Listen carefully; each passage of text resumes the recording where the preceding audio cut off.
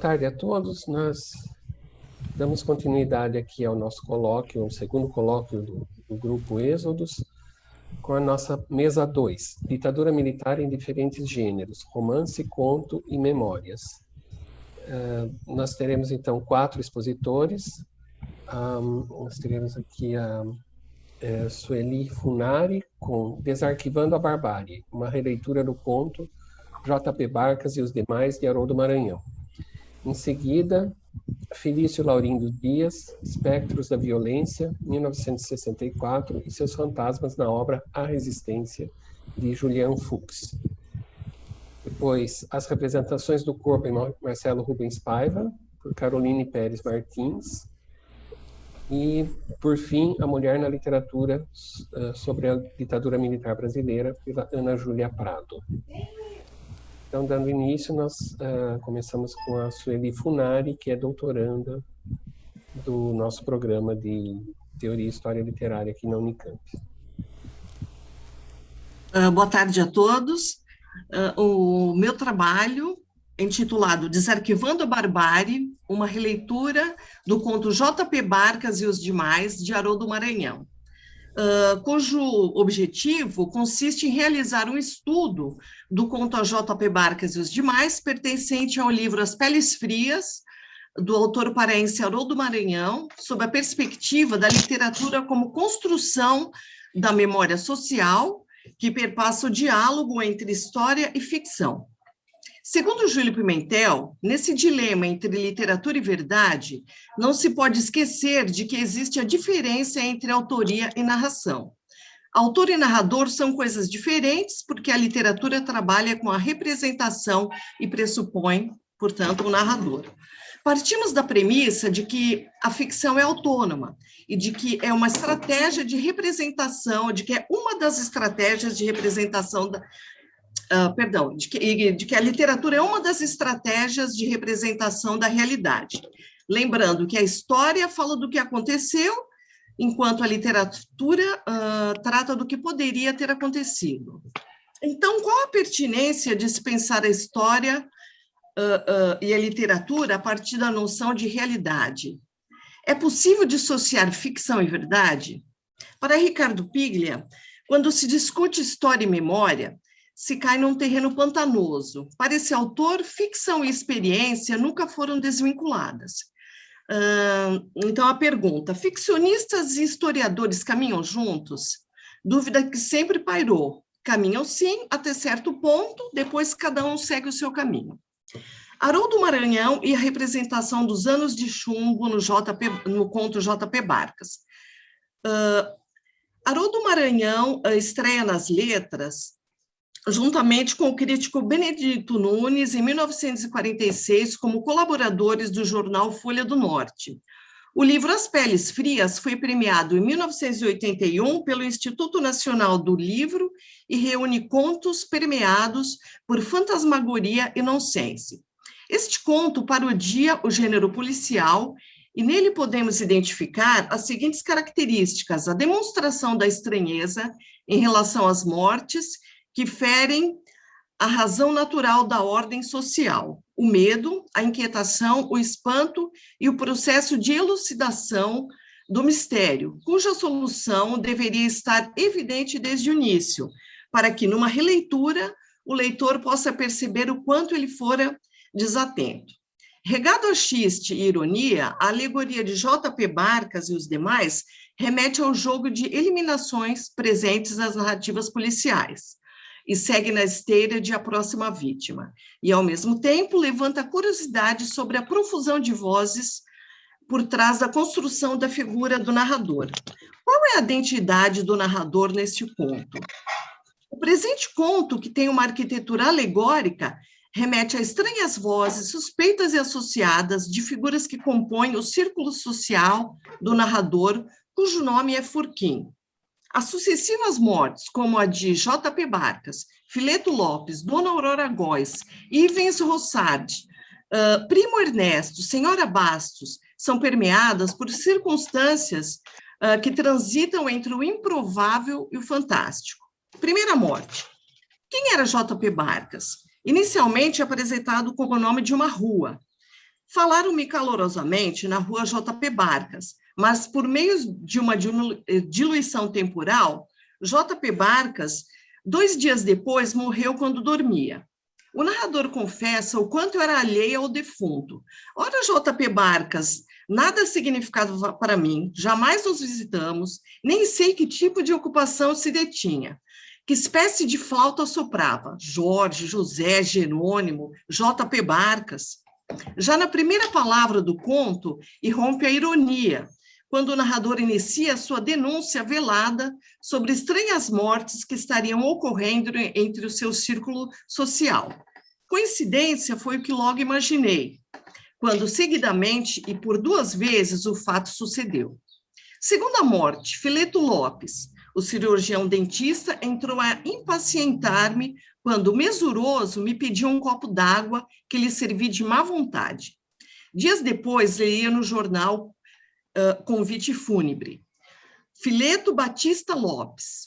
À medida em que o obituário vai crescendo, vão se repetindo as expressões que revelam a dúvida do narrador em relação às mortes. Se em relação à primeira morte o narrador profere coincidência, em relação ao segundo defunto, emprega a palavra associada, que imprime uma suspeita de elo entre os fatos. JP Barcas e Fileto Lopes, evidentemente que não me turbou a morte particular de Fileto Lopes, mas a morte de Fileto Lopes associada à morte mal acabada de JP Barcas, né? Observa-se a presença das repetições a revelarem o desconforto do narrador. Afastei de minha frente a ideia aborrecida de JP Barcas, Fileto Lopes, coincidência, claro, não mais que coincidência. Terceira morte, Dona Aurora Góes, sentira logo depois da meia-noite umas palpitações, frios, suores e crescente palidez. Aqui sobreviria o colapso mortal. Devo dizer que meu coração também desgovernou e precisei mesmo sentar, pedir água e café e nas mãos retive as de Augusta, a ela apoiando-me para não gritar. Devo ter estado nas imediações da demência. Dona Aurora Góes despedira-se de mim 2 horas antes. Com ela conversava sobre bom tempo. Dona Aurora deixou correrem soltas as lembranças, despediu-se com afeto, convidou-me a ir vê-la na quinta-feira.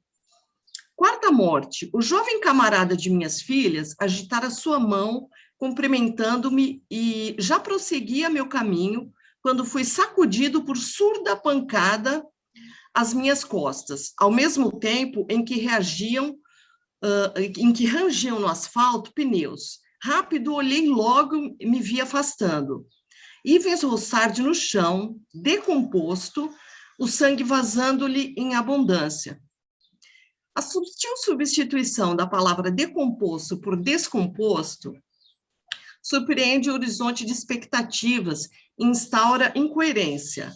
O absurdo, na medida em que seria improvável um cadáver em estado de putrefação jorrar sangue em abundância.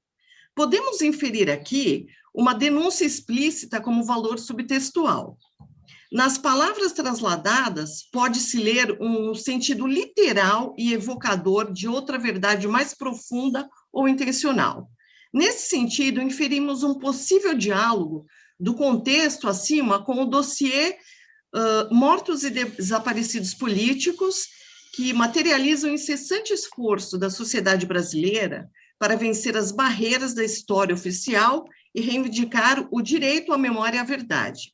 Em decorrência das pesquisas da Comissão de Familiares de Mortos e Desaparecidos Políticos e dos grupos de Tortura Nunca Mais, foram encontrados vários laudos de necrópsia e fotografia de perícias de local que mostram claramente as torturas sofridas pelos militantes assassinados. Os documentos desmentem versões oficiais de que esses militantes teriam sido mortos em tiroteios, atropelamentos ou cometeram suicídio. Essas versões, entretanto, foram confirmadas nos laudos de necrópsia realizados por médicos legistas que omitiram as marcas de tortura. Quinta morte. Sob viés malicioso e irônico, o narrador aventa a presença de forças sobrenaturais que o seu mal olhado, incidindo sobre as estranhas mortes. Olhei para meu primo Ernesto e logo cuidava de afastar-me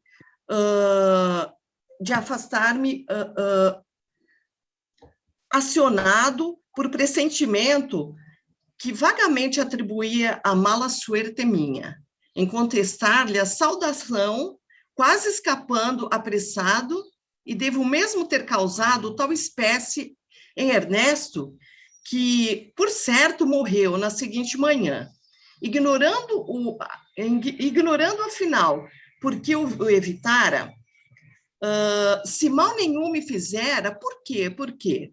Foi no velório que me varou a cabeça como seta de luz a revelação e a compacta lucidez. Meu olhar, seria o meu olhar, e era o meu olhar, raio letal, vazando os olhos com que cruzassem e que o mirassem.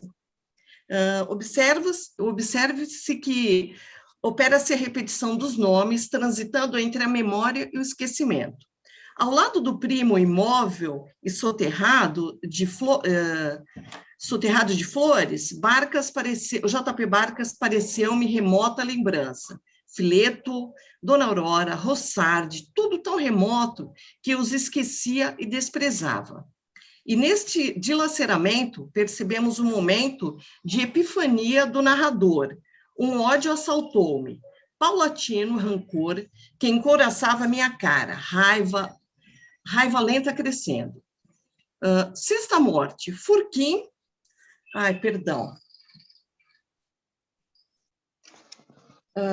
Minutinho. Quinta morte. Sob o viés irônico e malicioso, o narrador aventa a presença de forças sobrenaturais, quiçá o seu mal olhado, incidindo sobre as estranhas mortes. Perdão, eu pulei aqui. Desculpa, eu estava na sexta morte. Furquim, ao entender a um chamado, ergue a cabeça. Busquei-lhe os olhos, achei-os. Calados, nos olhamos, e então os penetrei com a perícia da faca dentando a manteiga. Discretamente informei-me em seguida de quem se tratava, a senhora Bastos, mulher de Laureano Bastos. Furquim, tragicamente, vai sendo traído pela memória e sendo vítima do próprio esquecimento e indiferença.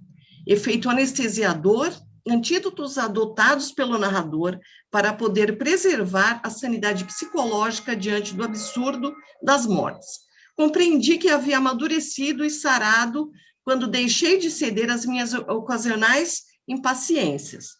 Cada vez mais raramente rememorava JP Barcas, Fileto Lopes, Dona Aurora Góes, Ivens Rossardes, a senhora Laureano Bastos, mesmo até meu primo Ernesto, e perguntava-me quantos mais seriam, quantos impossível agora enumerá-los.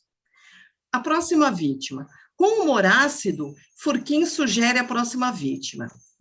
Já em relação ao corretor de fundos públicos, Lívio Nóbrega, cidadão aparentemente digno, pessoa muito séria, corretor de fundos públicos, pai correto, marido correto e alegre. Porém, julguei insensato e inadequado utilizar-se da mão esquerda para escrever, um canhoto. Análise.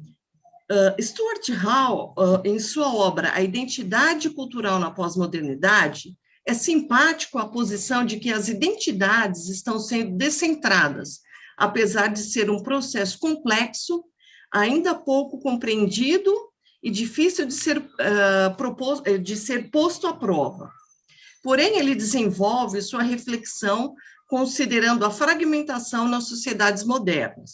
O narrador de JP Barcas e os demais, em constantes diásporas e dilaceramentos, ecoou uma profusão de vozes que poderiam remeter ao contexto político da ditadura militar no Brasil, Segundo os dados fornecidos pelo dossiê Ditadura sobre as vítimas da repressão, após 30 anos da edição da Lei de Anistia, a soma atinge 396 pessoas no Brasil, sendo 237 mortos e 159 desaparecidos políticos, embora seja impossível contabilizar-se o número exato de vítimas.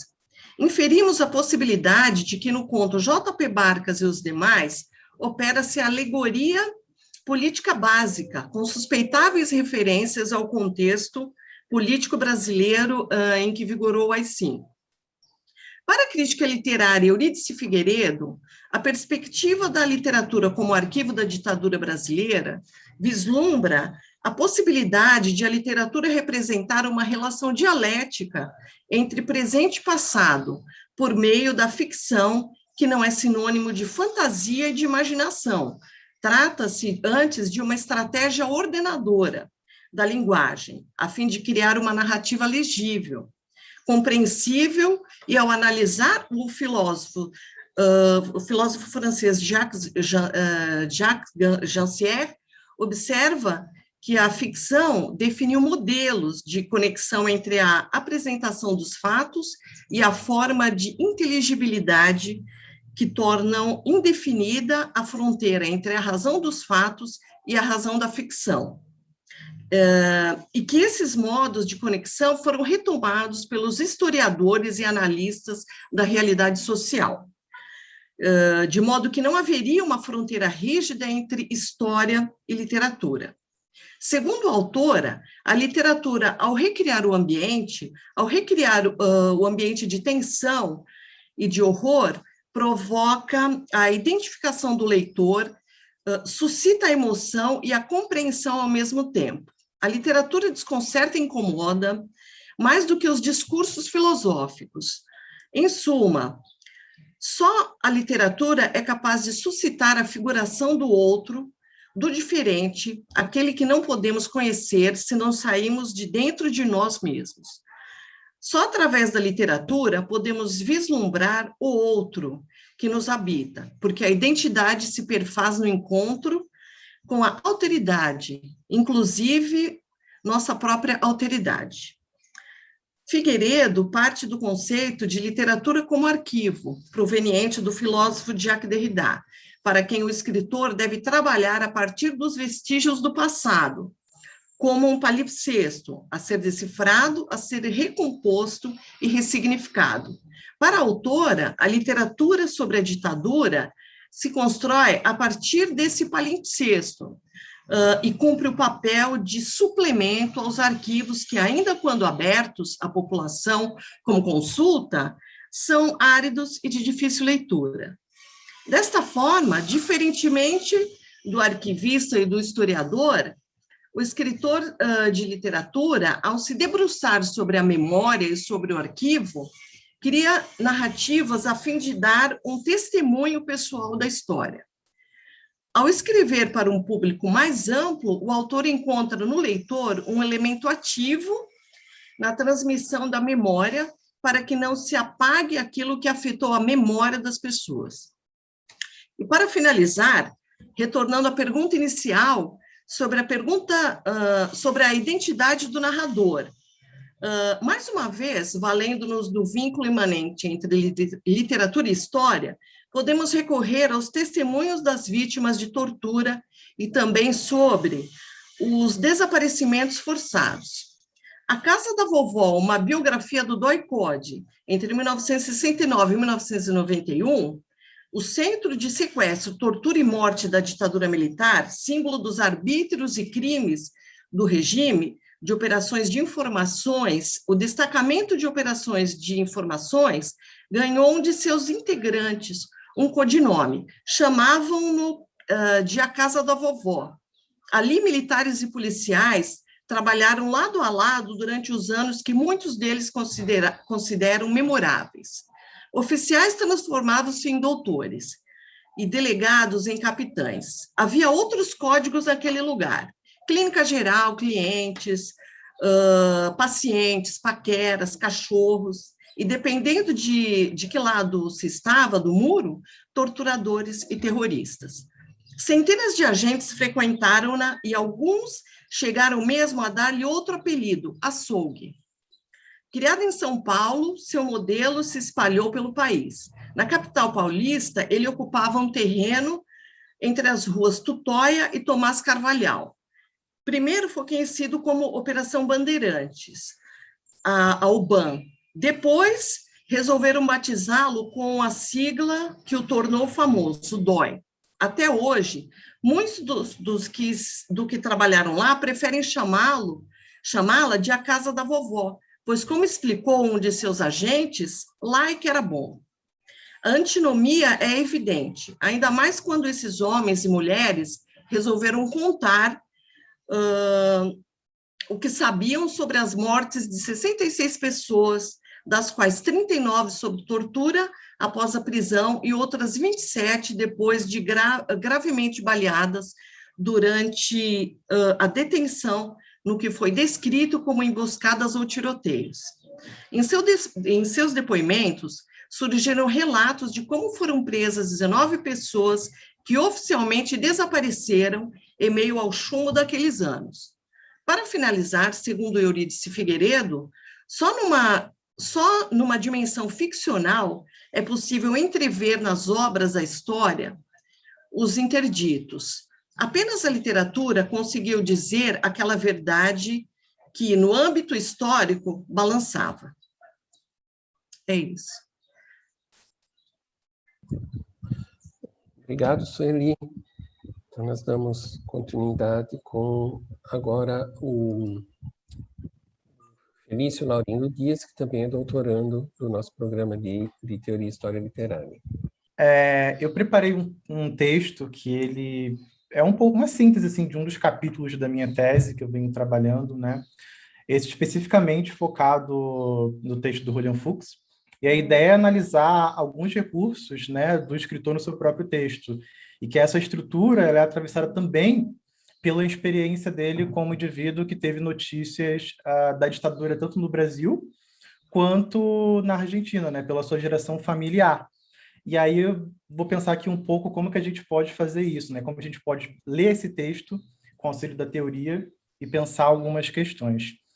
E uma pergunta que se faz hoje, que se pode fazer hoje a respeito desse tipo de texto especificamente, né, que vai tratar da impossibilidade do luto da ditadura e pela própria noção de Estado, de justiça, né, que contraditoriamente se constituem, a nossa justiça se constitui em meio a um golpe militar e é preservado até hoje, né, pela a implementação da Constituição, que também é assobrada tanto do que seguiu durante e após 64, seria como que é viver nessa contemporaneidade totalmente estrangeira ao presente, uma vez que ela responde a uma autoridade e uma legalidade fruto da ditadura.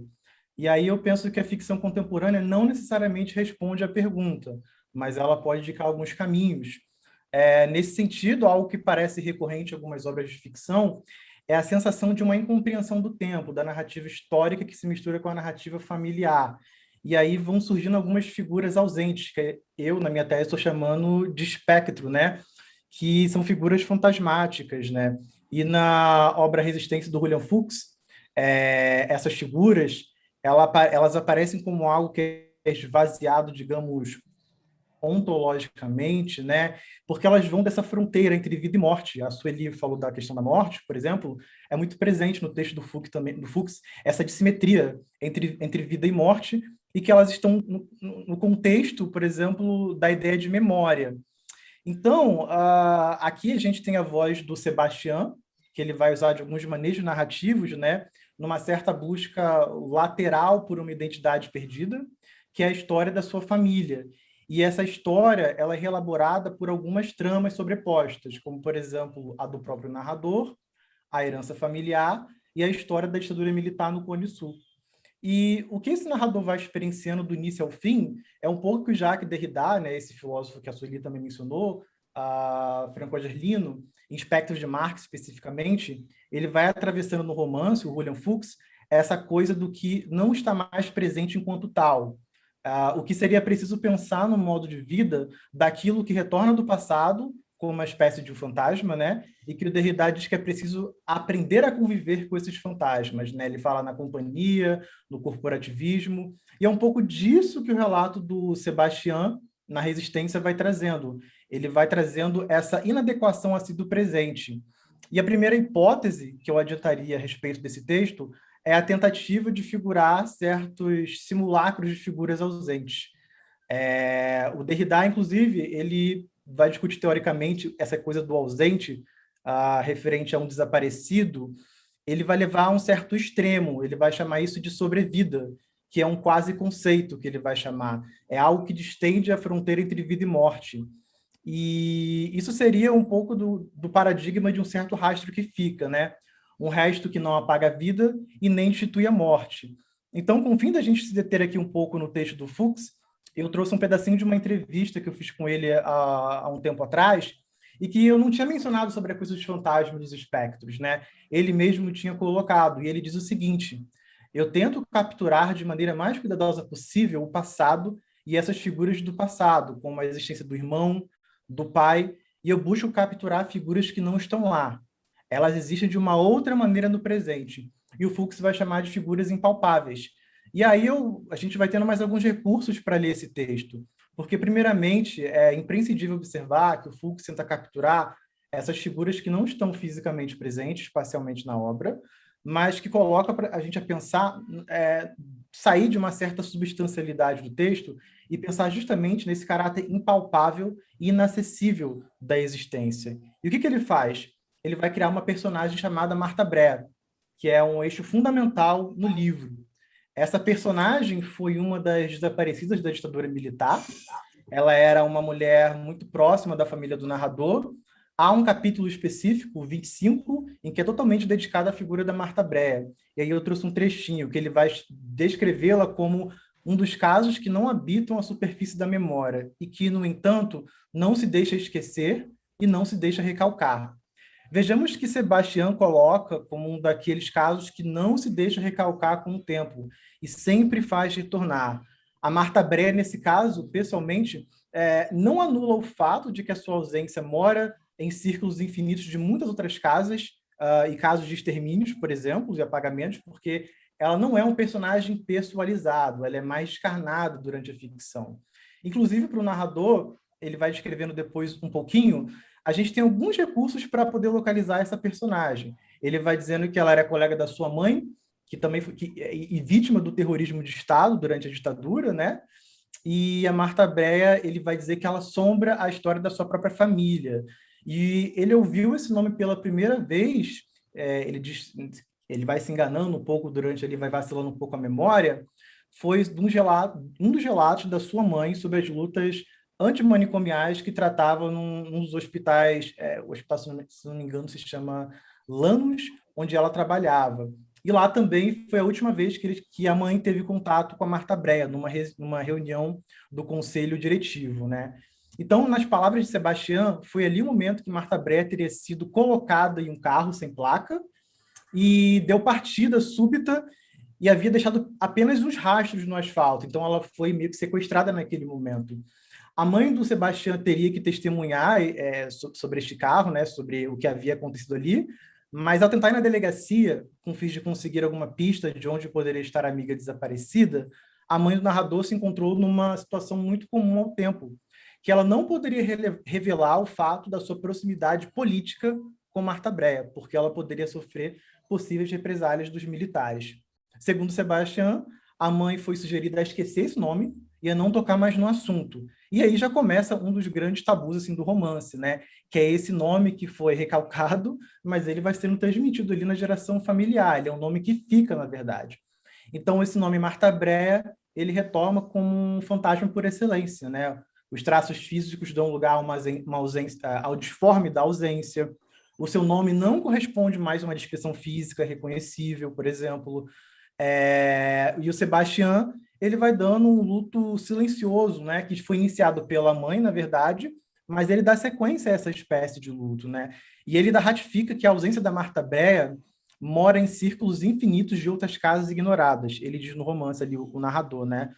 A ausência de muitas Marta Breas, diferente dos restos encontrados, nos traços deformes e nas ruínas silenciosas. Então, esse personagem faz com que haja sempre algo fora do lugar por esse nome que é evocado. É algo que pesa, que taxa e que endivida o sujeito ali na sua própria história particular individual, de um luto que, na verdade, deveria ser uma espécie de luto coletivo, né? Um luto público, mas ele vai muito para o particular durante o romance. E aí eu acho que o Jacques Derrida nos ajudaria a pensar num certo entendimento sobre esse presente, né? O que seria esse contemporâneo, não como que ele não seria possível sem essa noção de sobrevivência e retornância, né? E nessa perspectiva teórica, o presente ele não se autofundaria, mas ele seria aquilo que o Derrida vai buscar em Hamlet para chamar de fora dos eixos, ou out of joint, que ele vai chamar, né? Que é uma condição de deslocamento. E isso é importante para pensar, por exemplo, que o nome da Marta Breia ele não pertence a uma linearidade, né? A eventos lineares, muito pelo contrário. O nome Marta Breia finda essa sensação de ausência presente, que lembra não só a ela, mas muitos outros que foram torturados e desaparecidos, né? Muitos outros que faltam àquele tempo por terem sofrido torturas, mortes, desaparecimentos, e que não compareceram espontaneamente a isso que a gente chama de presente. Ela e tantos outros espectros nunca deixaram de estar presentes, ainda que desaparecidos. O que acontece é que o seu nome começa a aparecer com frequência, quando se tenta exorcizar um evento que causa sofrimento. Isso supostamente explicaria muitas angústias do presente. Nesse processo que Sebastião encontra a intempestividade do tempo presente, nesse fora dos eixos, por exemplo, é sempre um momento de retorno, porque Marta Breia era esse nome que o narrador tinha em sua casa e esse caráter impalpável. Mas aí a gente pode, por exemplo, pensar nessa aparição a partir disso que o narrador vai lançar como uma espécie de uma questão ética entre vida e morte, que é a relação da convivência com o espectro de Marta Breia, que eu estou aqui construindo com vocês, por exemplo. Isso seria uma espécie de uma política da memória, da herança e da geração, porque ela é essa espécie de fantasma, espectro, que põe em xeque um possível contínuo da história dos militares por muito tempo, né, que se fixa na memória do país. E essa personagem é, portanto, essa figura excelente, por excelência, do desaparecido. E essa seria uma espécie de um compromisso impossível e necessário com a morte dos que foram vítimas da ditadura. Inclusive, nessa entrevista do Fuchs, ele vai dizer também que a Marta Breia nunca deixou de representar uma espécie de estar presente ausente, né? No próprio romance, ele vai usar termos como restos, restos desencontrados, traços deformados, ruínas silenciosas. E aí, textualmente, a gente vai tendo certos indícios do que ele está construindo ali. E esse apagamento, vamos dizer assim, que o Sebastião vai identificando durante a narrativa, por exemplo, vai montando para a gente uma possibilidade de compreender todo um campo de articulação que ocorria ali na aniquilação dos sujeitos, né, que matou, torturou, aniquilou pessoas, mas que foi além. E é esse um ponto muito importante na obra, que o Sebastião vai dizer que a atrocidade de um regime que mata também a morte dos assassinados, desculpa. Vejamos que curiosa essa passagem, né? O estranhamento de se assassinar uma morte, matar um apagamento. Isso textualmente na ficção ali do William Fuchs permite condensar nessas duas sentenças parte do mecanismo da ditadura que é difícil de ilustrar ou descrever sem atravessar uma descrição quase documental da articulação dos militares. Quero dizer, inclusive, essa afirmação um pouco estranha, ela é tomada, se ela for tomada numa esfera mais material do assunto, pode nos remeter a certos esforços feitos para dificultar a abertura dos documentos sobre os desaparecidos e os arquivos que foram assassinados, vamos dizer assim, né? E, nesse caso, a gente tem um jogo de referências fantasmagóricas, né, com o nome da Marta Breia, ou melhor, a gente pode colocar no plural, Martas Breias, né, porque não é só uma, são múltiplas e universais, como o próprio narrador faz questão de evidenciar, né, e ele faz uma espécie de um salto do particular para um universal. Certamente, nosso narrador leva às últimas consequências de sentido a ideia de apagar um apagamento. E, portanto, ao trazermos esse ponto específico, isso chama atenção para o que diz a respeito de uma certa política do esquecimento sobre a ditadura. Insistiria aqui, na verdade, que esse apagamento é como algo dessas notícias familiares que sobram e não datam e nem se deixam docilmente datar o presente numa certa cadeia instituída por um calendário histórico. Afinal, o que se desloca nesse caso é um movimento espectral daquilo que resta da ditadura. Marta Breas, notícias de desaparecidos e torturados, né? Não são de fato só documentos palpáveis, né? Mas são ideias que circulam, são ecos. E que tenhamos em mente que, diante de um livro de ficção como este, que propõe pensar a experiência de um relato supostamente individual, a priori, né, num certo campo mais universal, a partir das suas incidências cronológicas da ditadura, pensar no nome de Marta Brea como um ponto universal desses outros, né, como a Sueli também trouxe na fala dela, essa coisa da alteridade, de pensar o outro, é uma possível tese para a gente poder adentrar no livro e entender como funciona essa construção da resistência, né? Um possível modo de entrada, eu chamaria aqui no livro. E daí, Fuchs, ao colocar sujeitos, né, um sujeito, na verdade, que se defronta com as ausências dessas vítimas da ditadura, ele aposta nessa excepcional dissimetria entre passado e presente. Então, ele sai um pouco do campo somente de chamar, né, ou como memória, ou como relato, ou como testemunho. Aqui a gente pode pensar numa relação dissimétrica excepcional, a partir da ideia de espectro, né? É uma espécie de um presente espectrado por esses ecos. E o fantasma de Marta Brea figura uma morte que nunca terminou de acontecer. Então, esses seriam os outros possíveis fantasmas do romance, né? Ele vai circulando em mortes que não terminaram de acontecer. Não houve luto e ressoa de alguma forma. Bem como o desaparecimento, né, que é uma condição para se pensar aí uma noção de vida que possa exceder a mera ideia de presença carnal ou uma espécie de ausência, né, apropriável somente para recordação. Então, trazer essa noção de simétrica entre presente e passado para o romance, a gente pode pensar um pouco, a gente pode botar em xeque a questão de justiça, talvez, né? O que seria justiça diante do evento da ditadura militar, o que é ser justo nesse caso, por exemplo, e a gente também poderia pensar um pouco do que seria essa espécie desses lutos possíveis, né? Será que é somente uma apropriação e uma certa recordação, ou há de fato um espaço para se pensar essa dissimetria, né? Algo que vai permanecer e que já se permanece, porque ali diante do romance a gente também vai recolhendo elementos para ver como que o nosso Estado de Direito, por exemplo, hoje, ele é completamente assombrado por esses momentos, né? E não somente, digamos assim, legalmente e na materialidade do documento, mas a nossa própria condição de sujeito hoje de pensar o presente é atravessado por essa dissimetria, né? A gente vai fazendo relações, a gente vai pensando justamente esses momentos de leis e de direito a partir desse momento. Então, é um pouco isso, o movimento, digamos assim, espectral da obra, né, que o William Fuchs vai montando a partir da Marta Brea. Então, acho que é um pouco do recorte assim, que eu queria apresentar hoje, né, para trazer na minha fala, sobre esse momento da minha tese em que eu vou discutindo o romance do William Fuchs, A Resistência. Acho que é isso, gente. Obrigado, Felícia. Então, agora nós damos continuidade aqui com a Caroline Pérez Martins, que é mestra em Teoria e História Literária pelo nosso programa de pós-graduação, que vai falar sobre as representações do corpo em Marcelo Rubens Paiva. Olá, boa tarde. Então, como foi dito, a minha comunicação ela é fruto de um pequeno recorte da minha dissertação de mestrado, que foi defendida há poucos meses no IEL sob a orientação da professora doutora Daniela Birman. E como adianta o próprio título, nessa comunicação eu viso discutir as questões relativas às representações do corpo em Marcelo Rubens Paiva, sobretudo nos livros de memória do autor.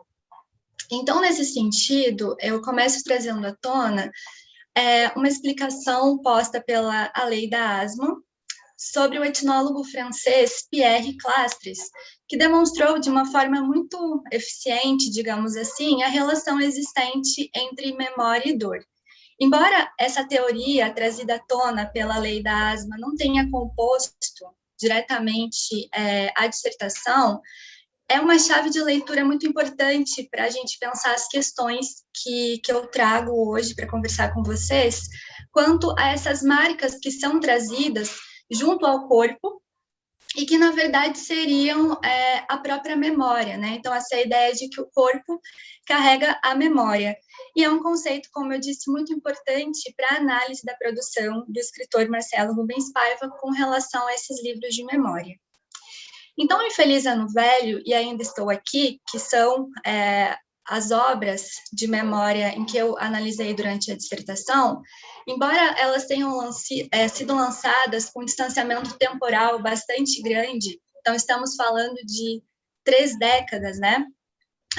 Desse intervalo temporal entre as publicações, nós temos, em ambos os casos, representações e apresentações desse corpo que vão se situar sobre essa ideia de presença e ausência, que é algo que é contemplado aí em ambas as obras, e vão se tornar um fio narrativo muito importante, porque é nessa seara que o autor inscreve os seus traumas. E traumas que não dizem respeito a somente um plano mais individual, porque isso também vai abarcar as lembranças familiares do memorialista. Então, isso quer dizer que as nuances das memórias coletivas do autor Marcelo Rubens Paiva estão intimamente associadas à memória da própria família Paiva, e são elas que são discutidas, né, no decorrer dessas obras. E esse processo ele já fica evidente desde a estreia literária do autor, em um momento muito específico da nossa história, porque isso ocorre ainda em pleno regime militar. Então, essa verificação é possível desde lá, nesse momento de publicação na onda das obras pós-anistia, em 1979. Então, durante essa vasta onda de publicações, o autor lança Ainda Estou Aqui, em 1988, e essa obra ela é constituída por esse fio narrativo que eu já mencionei, que vai buscar simbolizar, sobretudo, a questão da paralisia do corpo do narrador. Então, é esse fato traumático que vai desencadear, na verdade, o processo de escrita, que é decorrente de um mergulho mal sucedido em uma lagoa rasa às vésperas do Natal. E esse acidente que eu estou mencionando, ele ocorreu também em 1979, que é esse marco histórico da publicação da Lei da Anistia, e meses depois acontece esse acidente, no momento que o Paiva ainda cursava engenharia na Unicamp. E essa questão, né, como eu disse, ela já é verificada desde então, desde a sua estreia, e isso pode ser ilustrado no trecho a seguir. Então, agora eu cito Paiva, abre aspas. Que loucura! O que está acontecendo? Eu aqui deitado, sem poder me mexer. A única certeza que tenho é que estou vivo e muito lúcido. Consigo me lembrar perfeitamente do acidente, do meu passado, de tudo, enfim. Minha cabeça está a 1000 por hora e eu aqui paralisado. Fecha aspas. Então, nesse momento específico, o autor ainda estava internado, né, há pouco tempo depois do acidente, num processo de recuperação ainda muito inicial, em que ele se questionava se seria realmente grave essa questão, né? Então, embora ele não tivesse a dimensão de que essa fratura seria irreversível, já tem essa ideia da paralisia, né, de um corpo que está imóvel, não se movimenta. Então, esse corpo, embora ele estivesse presente, né, fisicamente ali, naquela cama hospitalar, ele estava completamente paralisado, né? E mais, ele ficaria definitivamente imóvel. Então, como se ele não se encontrasse ali. E é essa ideia do paradoxo, né, que ele acaba construindo, que a gente vai desenvolver aqui. E um outro ponto que também é muito importante nessa obra com relação à ideia do corpo é o início da elaboração de um outro trauma, um trauma que tem essa perspectiva mais coletiva e que é anterior ao próprio acidente, que seria relacionado ao assassinato e desaparecimento do Rubens Paiva, né? Desse corpo que nunca foi entregue à família. E é muito curioso que é nesse momento, né, de fragilidade por parte do narrador, que está num processo, né, do pós-acidente, de uma recuperação que acaba se estendendo, né, para além dos dias no hospital, né, desses meses internado, é nesse momento que ele vai assegurar, né, nunca em toda a minha vida meu pai fizera tanta falta.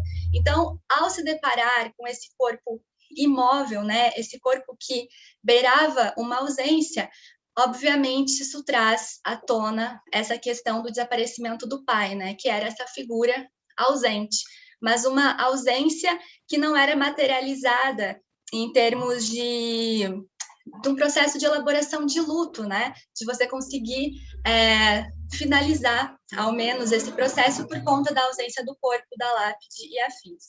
Então, eu recordo, agora eu me volto para o momento do sequestro do Rubens Paiva, que era um deputado cassado, e no dia 21 de janeiro de 1971, tivera a casa invadida por agentes à paisana da aeronáutica. Então, era um feriado no Rio, e a aeronáutica, né, se aproveitou desse momento para invadir a casa, e como se saberia bem mais tarde, motivado pela apreensão de cartas, né, cartas cujo destinatário era o Rubens Paiva. Então, essas cartas elas haviam sido trazidas do Chile, no momento em que haviam muitos brasileiros lá, exilados, e essa foi a motivação que acabou, né,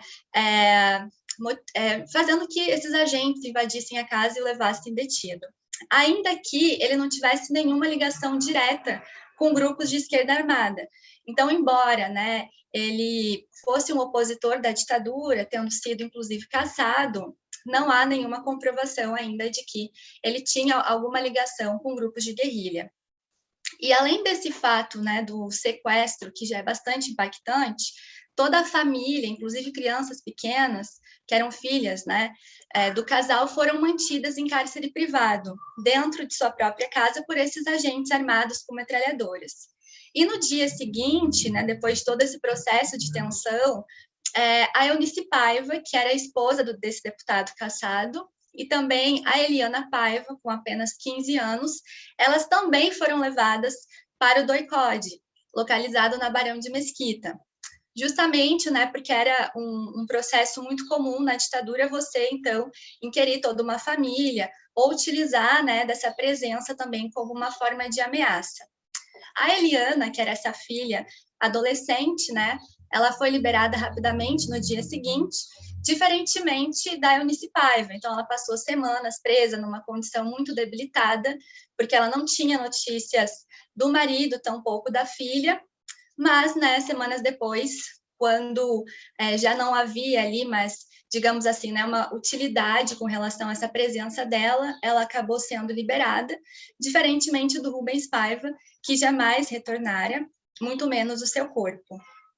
E isso vai evidenciar o crime de desaparecimento forçado que eu venho reiterando até aqui, que foi praticado pela ditadura militar entre esse intervalo de 1964 a 1985, e é muito responsável por dificultar o luto e também a elaboração simbólica dos familiares das vítimas, já que, né, você não há corpo, não existe corpo, tampouco sepultura, e por conta, né, dessas questões todas, a família atravessa, a princípio, essa experiência de se colocar ali num limbo, já que você não tem nenhuma notícia do seu familiar desaparecido e não sabe responder também se essas pessoas estariam efetivamente vivas ou não.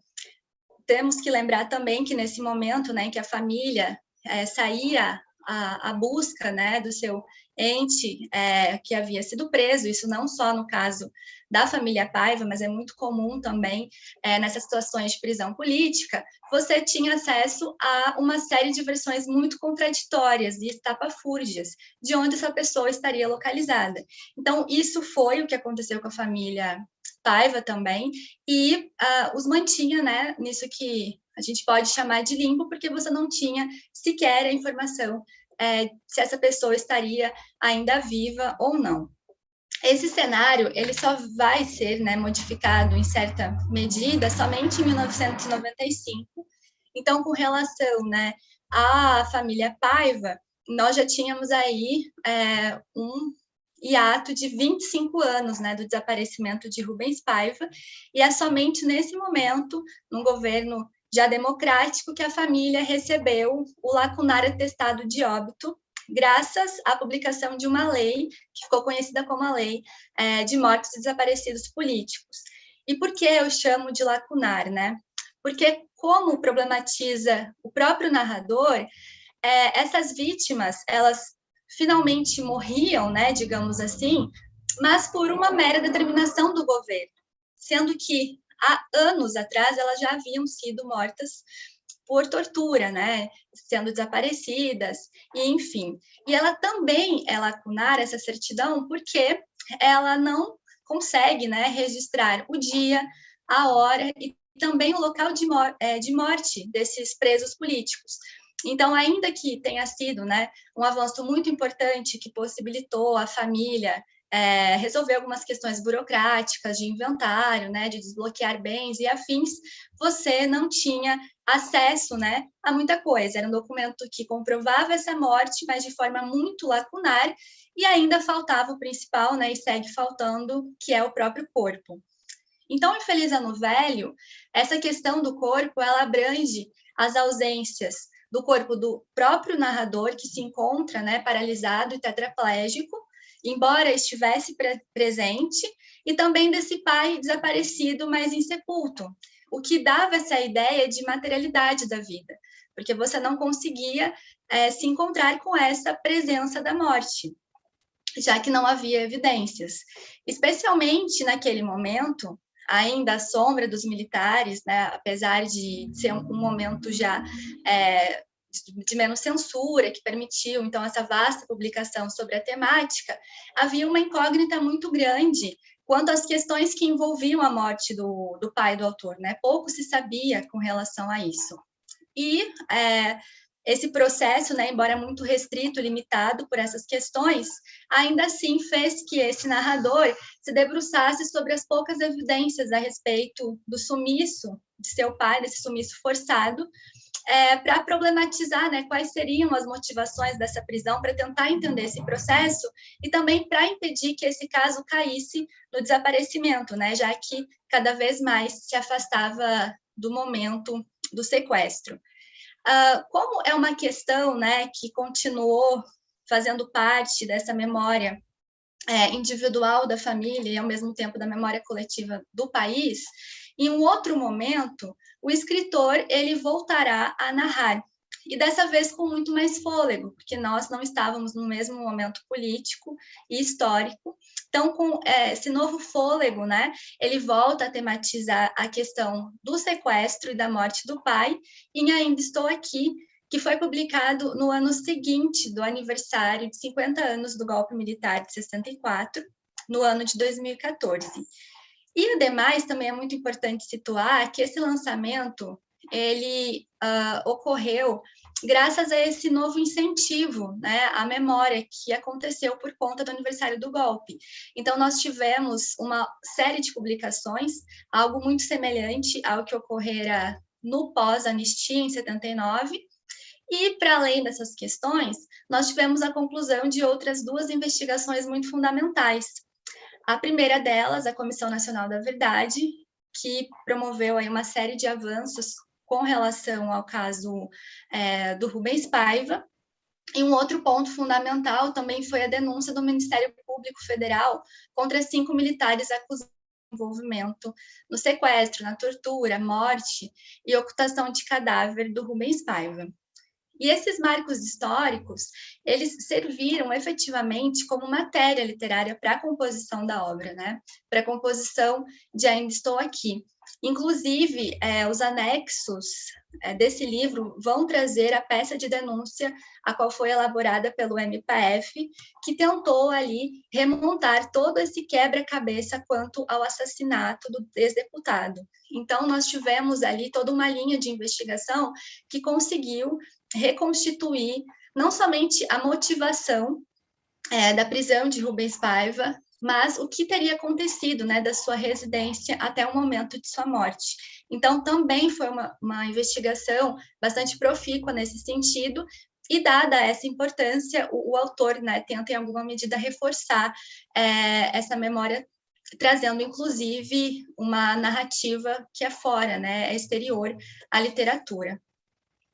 Bom, como nós tínhamos aí uma série de eventos, né, muito favoráveis à memória, principalmente à memória relacionada ao Rubens Paiva, esse autor, né, enquanto filho, ele também pôde munir-se de informações mais concretas e que não foram colhidas somente nesses anos de Comissão Nacional da Verdade, de investigação do Ministério Público Federal, mas que foram sendo levantadas pela família ao longo de décadas, porque nós já tínhamos aí uma distância bastante grande desse processo. Então, e ainda estou aqui, o Marcelo Rubens Paiva ele faz uma espécie de balanço a respeito das informações coletadas ao longo de muitos anos sobre a memória do pai. E é claro, né, que apesar disso, ainda faltam tanto a devolução desses restos mortais quanto a punição dos responsáveis pelas violações cometidas contra Rubens Paiva, mesmo 50 anos após esse crime. Na própria obra, né, ainda estou aqui, lá em 2015, ele já vai mencionar que o caso Rubens Paiva não tinha data para ir à plenária, porque o STF havia arquivado essa denúncia feita pelo Ministério Público Federal, e algo que voltou a se repetir em outra instância jurídica meses atrás. Então, esse caso continua sem data para ir à plenária, ser julgado, né? E quem sabe algum dos militares que ainda estão vivos sejam punidos. Então, tendo todas essas questões em vista, nós percebemos que esse escritor ele acaba escrevendo para elaborar os seus próprios traumas. Então, desde Feliz Ano Velho até aqui, isso se repete, mas, ao mesmo tempo, ele também vai recobrar justiça pela morte de seu pai e também denunciar a permanência da prática desses crimes. Então, para isso, ele cita um caso análogo, que também se tornou muito conhecido publicamente, que é o do pedreiro Amarildo, ocorrido em 2013, também no Rio de Janeiro, e ele cria um paralelo entre esses pais de família que foram assassinados pelo Estado em situações semelhantes, já que foram vítimas, né, de morte sob tortura e também tiveram os seus corpos desaparecidos. Mas, para além disso, ele vai levantar alguns outros casos e criar ali uma espécie de percurso, né, a respeito da história da tortura, para evidenciar que em diferentes momentos da história o Estado ele emprega, né, essa prática contra os seus opositores políticos.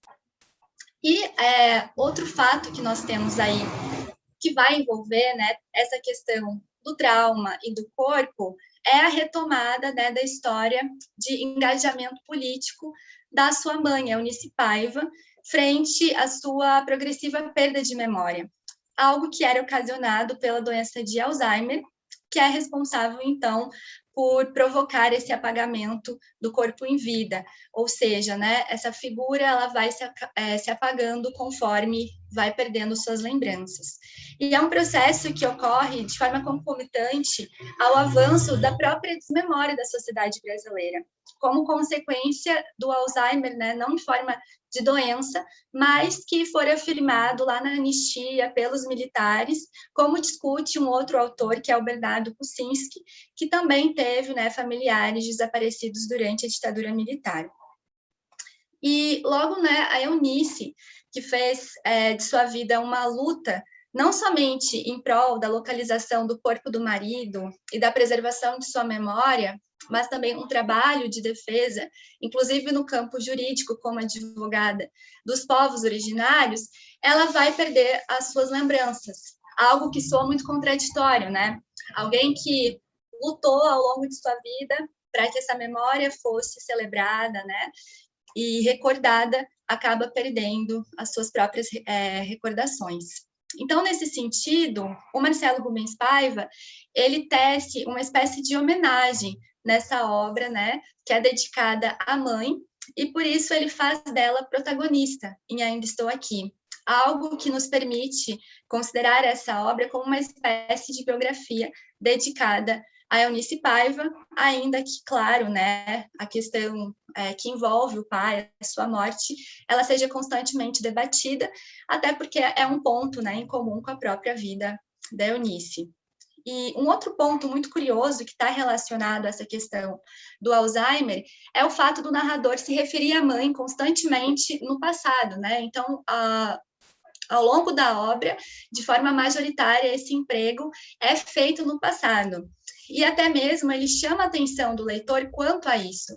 Então, eu cito Paiva, tudo no passado, reparou? Então, ele mesmo vai levantar essa questão. E é uma escolha, né, de tempo verbal que demonstra a dicotomia que é enfrentada pelos parentes doentes de Alzheimer, visto que, ao mesmo tempo, né, que nós temos ali o indivíduo, não é ele que se encontra ali propriamente por conta desse apagamento de suas lembranças. Mas é claro, né, que essa escolha, ela acaba gerando, sim, um sentimento de culpabilização, porque você acaba sepultando alguém que ainda vive, né, que alguém está presente ali, uma questão que também é problematizada pelo próprio narrador. E ao antecipar essa linguagem de luto, nos torna possível também tecer um paralelo com o desaparecimento forçado do próprio Rubens Paiva, porque nós temos a figura de Eunice, doente, mas que está viva, né? Apesar de não parecer presente, ela está ali. E no desaparecimento, nós temos Rubens Paiva morto, mas sem corpo ou rituais fúnebres, o que acaba dificultando, né, essa experiência, a elaboração do luto, acaba retardando essa questão. Então, dessa maneira, né, por conta dessa dificuldade, né, de enterrar propriamente o pai, o Marcelo Rubens Paiva, ele acaba criando um local de memória dedicado a Rubens Paiva. E isso ocorre no antigo endereço da família, no Rio de Janeiro, que foi o palco, então, da prisão de seus pais e de sua irmã. E nesse local acabou sendo, né, construído, no boom imobiliário da região do Leblon, né, anos atrás, né, muitos anos atrás, acabou sendo erguido um prédio, né, cuja fachada é preta e acaba sendo lida pelo narrador como um jazigo. E essa metáfora, né, nós tratamos na dissertação como um local de memória individual, né, para esse filho que não pôde, até hoje, 50 anos depois do assassinato do pai, enterrar esse pai. Então, é ali, naquele local que presenciou sua prisão, né, a sua morte, que ele acaba, então, tornando esse espaço como um local de memória, o próprio jazigo, que lhe é negado pelo Estado brasileiro. Então, aqui, de conclusão, nós recordamos também que a Eunice Paiva ela não está mais aqui, ela faleceu no final de 2018 e pôde ser enterrada na cidade de São Paulo, diferentemente do caso do seu esposo, o Rubens Paiva, em que nós ainda não conseguimos nos deparar com a presença de sua morte, já que não houve, como eu disse, a devolução de seus restos mortais. Então, conforme fecha o próprio narrador em Ainda Estou Aqui, a morte de Rubens Paiva não tem fim. Eu finalizo, né, ressaltando que não somente a morte de Rubens Paiva não tem fim, mas a morte dos desaparecidos forçados, né, do Cone Sul, já que nós ainda não conseguimos ultrapassar, né, essa grande barreira que é a abertura dos arquivos e a localização dos corpos. Muito obrigada. Obrigado, Caroline. Então, nós finalizamos com a Ana Júlia Prato, que é aluna da graduação do IEL. Bom, boa tarde a todos, boa tarde aos colegas da mesa, né, a Sueli, ao Felício, a Caroline, ao professor Mário. Bom, eu vou falar um pouquinho sobre o meu trabalho, que é a Mulher na Literatura da Ditadura Militar Brasileira. A minha pesquisa, ao longo deste ano, ela pretende analisar os livros de ficção que são escritos por mulheres que retratam personagens femininas que vivenciaram o período ditatorial brasileiro. Os livros analisados estão sendo Corpo Interminável, da Cláudia Lage, Mulheres que Mordem, da Beatriz Leal, e Tropical Sol da Liberdade, da Ana Maria Machado. Bom, a história da ditadura militar brasileira é uma história marcada por silêncios e ausências. Não só a censura, mas os desaparecidos políticos, a falta de reconhecimento das mulheres na luta, a falta de acesso aos arquivos militares e a memória mal resolvida que a sociedade mantém até os dias atuais são responsáveis pelo grande ato entre os anos da ditadura e os dias de hoje. E esses silêncios e ausências acabam reverberando na literatura que trata sobre o período, uma vez que a literatura colabora para a construção de um lugar de questionamento sobre os acontecimentos históricos. As elites culturais e políticas do país são compostas majoritariamente por homens brancos, donos de grandes fortunas, e os dados oficiais, assim como a literatura, irão priorizar durante vários séculos as narrativas sobre eles. No caso da abordagem literária e da construção ficcional que abordam os acontecimentos históricos, essas histórias se tornam ponte fundamental para a criação de diferentes perspectivas e uma pluralidade de relatos que vão além daquelas que nos são contadas de uma maneira engessada. Sendo assim, falar sobre as mulheres é uma maneira de reconhecer a sua exclusão dentro do processo histórico. A autora Lúcia Usana Zolin, em seu texto A Literatura de Autoria Feminina Brasileira no Contexto da Pós-Modernidade, falando sobre a questão no aspecto literário, diz que o direito à fala é dado historicamente para a figura do homem branco de classe média alta e como dentro da literatura esse mesmo homem ocupa os espaços dos discursos dominantes, consequentemente silenciando outros tipos de produção, tais como as produções femininas, mas que também podem ser as produções relacionadas à causa operária, às causas homossexuais, as produções não católicas e as negras.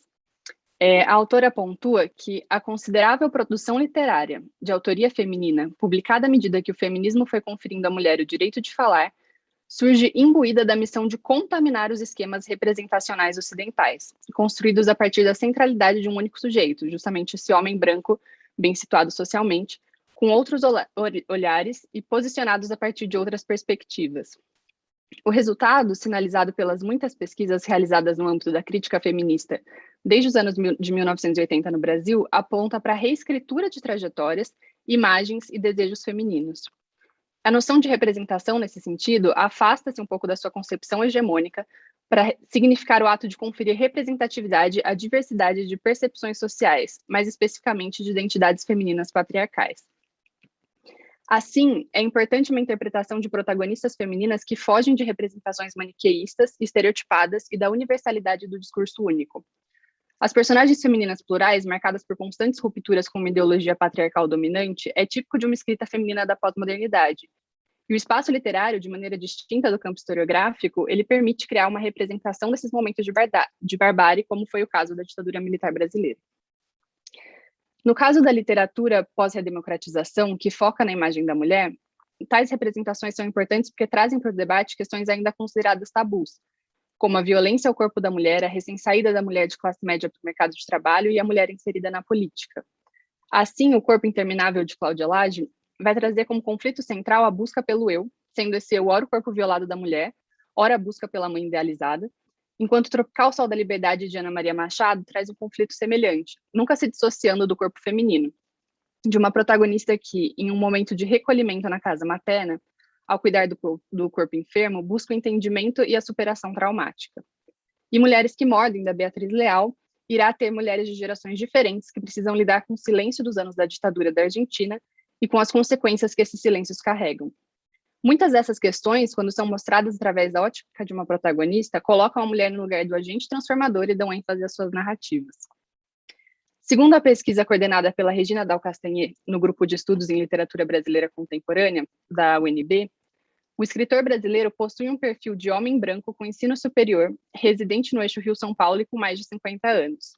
Os personagens dos romances são, em sua maioria, também homens, além de homens narradores e protagonistas homens.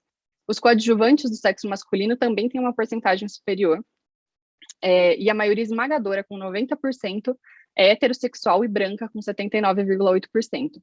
E a ocupação das personagens femininas que mais aparece é a de dona de casa. Assim, os livros de autoria feminina se diferem dos muitos livros ficcionais e biografias que trazem em seus títulos os nomes dos grandes agentes mobilizadores dos anos ditatoriais, estivessem eles lutando contra ou a favor ao regime, justamente por mostrarem pessoas que foram parte fundamental da resistência, mas que muitas vezes não tiveram seus rostos divulgados nos jornais, porque não eram da linha de frente. Compreender como essas questões permearam a sociedade naquele momento de retrocesso, principalmente a partir da visão de escritoras mulheres, que mostram um olhar de personagens femininas, ajuda, dentro do campo literário, a dar voz a uma pluralidade narrativa, muitas vezes de dor e sofrimento. E assim, encaixar mulheres nas narrativas é uma maneira de fugir da história tradicional, buscando outros agentes essenciais ainda que marginalizados. O livro Mulheres que Mordem, publicado em 2015 pela Beatriz Leal, conta a história de 4 mulheres em 4 momentos e lugares distintos. Cada uma dessas personagens nos mostra como a ditadura militar argentina impactou e continua impactando, mesmo após o período de redemocratização, de maneira diferente, mulheres em contextos diferentes. Então, uma mãe adotiva casada com um militar, uma militante presa e torturada até a morte, a mãe dessa militante e uma filha dessa militante nascida na prisão e doada por um torturador. Assim como a memória não é organizada, o livro também é escrito de modo que o leitor possui versões curtas e distintas da vida de um personagem por vez, sempre embaralhadas, o que remete aos lapsos de memória e ao distanciamento entre os discursos e as gerações. A memória entrecortada dos discursos traumáticos, que chegam para o leitor em fragmentos, pode ser interpretada também como a representação das próprias personagens, que são fragmentadas graças ao trauma.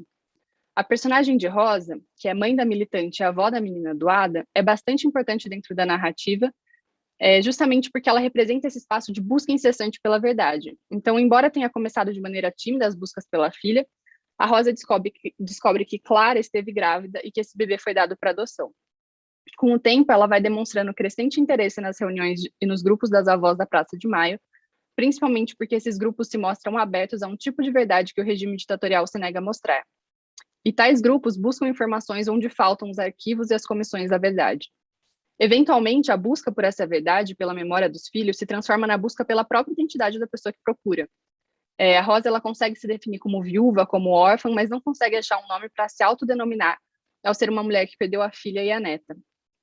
A literatura nos permite trazer algumas nuances como essas, nesses casos fictícias, né, tais como os personagens, que a historiografia nem sempre dá conta de abordar, como os pensamentos íntimos e maneirismos, mas que colocam o leitor dentro da realidade biográfica dos personagens e que podem representar pessoas e situações reais, como o rapto das crianças argentinas e a mobilização de mães e avós criando uma empatia e uma identidade social.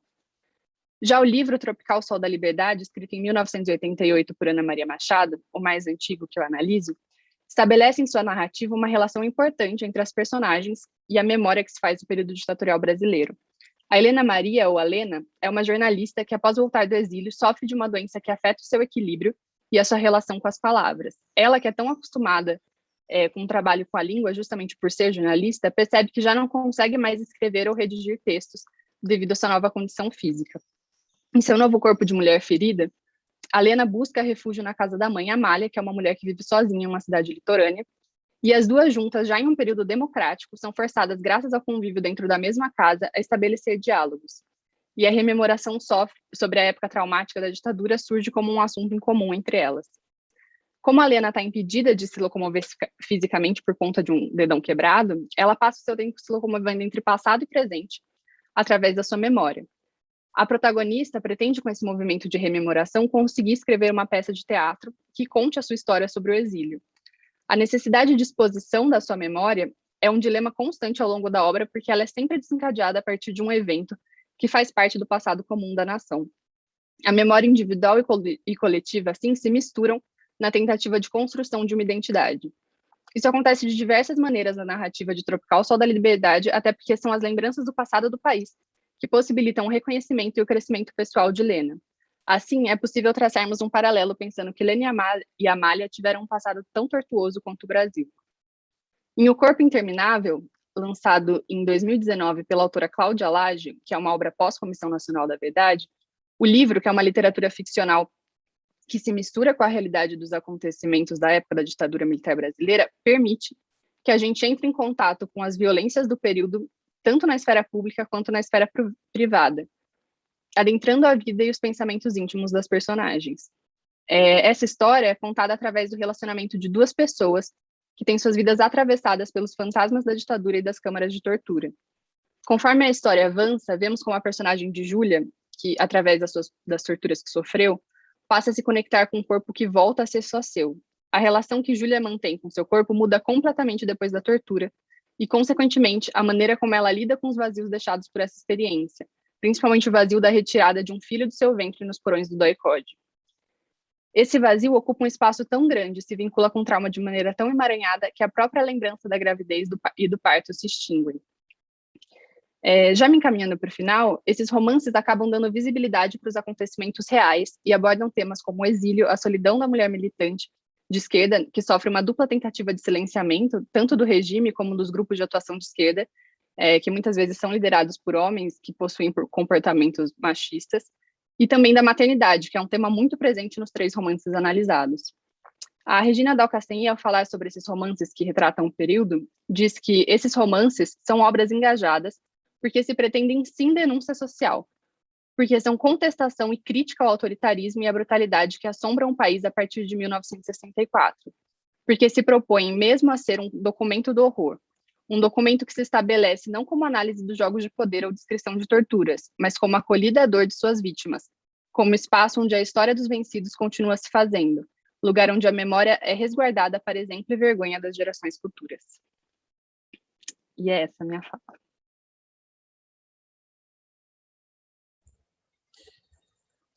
Obrigado, Ana. Eu acho que nós tivemos aqui 4 publicações extremamente interessantes, porque partem de obras muito diversas e de épocas diversas também, e de alguma maneira todas elas têm algo em comum, que são fantasmas, são fantasmas que nós não conseguimos exorcizar ainda, e provavelmente não vamos conseguir nunca. Quer dizer,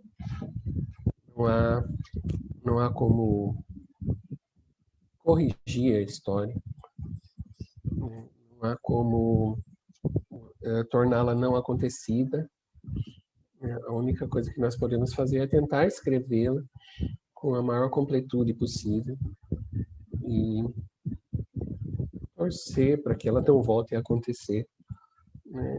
Eu sou um pouquinho cético quanto a essa nossa capacidade. Eu não me lembro mais quem foi, mas é uma frase que eu guardo sempre, porque é uma espécie de...